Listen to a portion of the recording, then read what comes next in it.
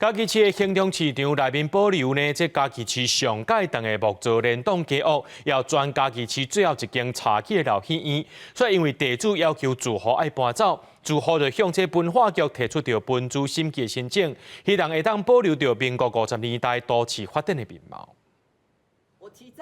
市场内底住户向民主新的委员小解行动市场过去的历史。这个60年历史的老市场，目前敢若剩6户，因为甲地主破坏之家拍官司，互要求爱离开，市场嘛爱拆掉。住户则不满，讲较早影响破坏之家纳租金，租金运用伫主城事业的经营，因为较早的合约无讲清楚，即马对方要求因爱搬走。是我们自己自费集资盖的，就是有凭有据的，只是被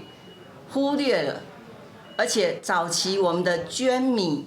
还有缴房租、缴地租这些文献都有，还有租约都保存在了。有很多的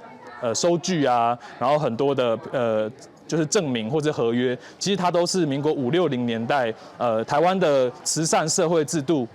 由地租来资助慈善事业经营的一个证明。破坏之家伫2002年拍官司赢了后，要求内底25户的住户爱拆除现地，其中6户为着争取权益，除了向民意代表来征求，嘛甲文史工作者合作，向文化局申请登录市场做历史建筑，希望文化资产的方式保留这个所在。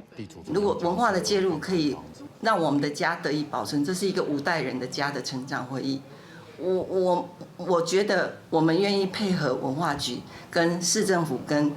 地主，如果能够保存这一个历史街区，让它再次的活化。